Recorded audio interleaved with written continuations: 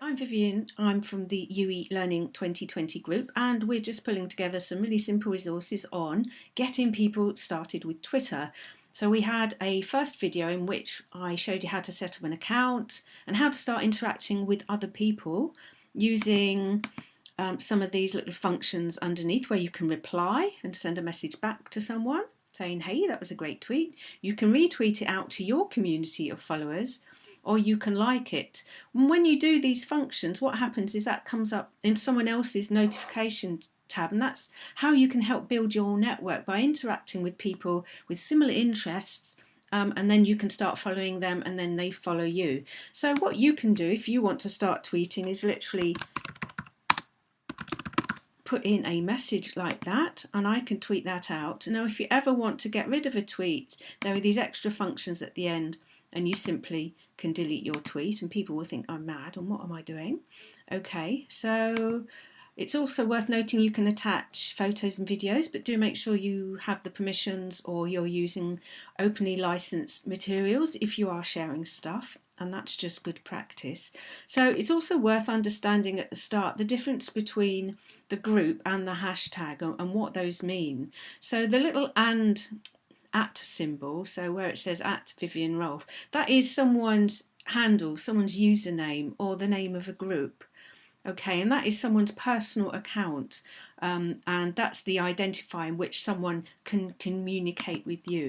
So I'm going to communicate with someone else to say, make me a cup of tea. And if he's on Twitter, he should get that message and tea should arrive.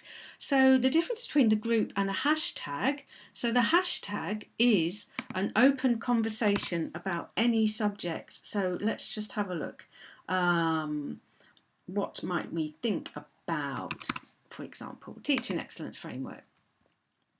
So what that is, anyone can use a hashtag to start a conversation. Hashtags are often associated with conferences.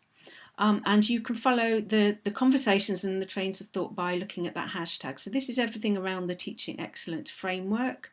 Here's another one, H.E. Green paper. So clearly there's been a lot of activity around those subjects recently. So that's the hashtag, and anyone can set up a hashtag. It's not someone's personal group, and that's the difference between the hashtag and the @ symbol, which is the username or someone's private account.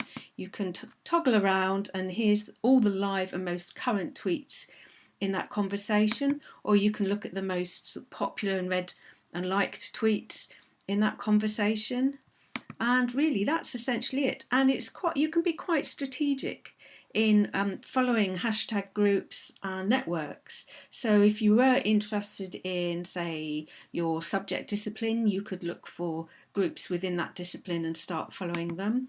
There are all sorts of higher education groups on here. So, for example, the QAA on here.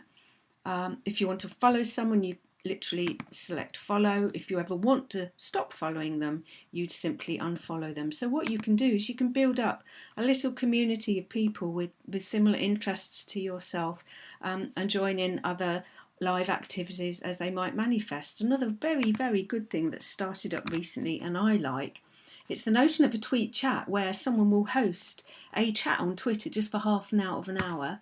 LTHE tweet chat is the one that's really taken off on a Wednesday night. So that's an example of how Twitter can be used not just in sort of a networking way, but actually to have a live conversation with a group of people. So tweet chats seem to be quite a popular thing, and this is one it's worth looking at on a Wednesday night. Let's see what my notification is. Tea is on the way. So there we are.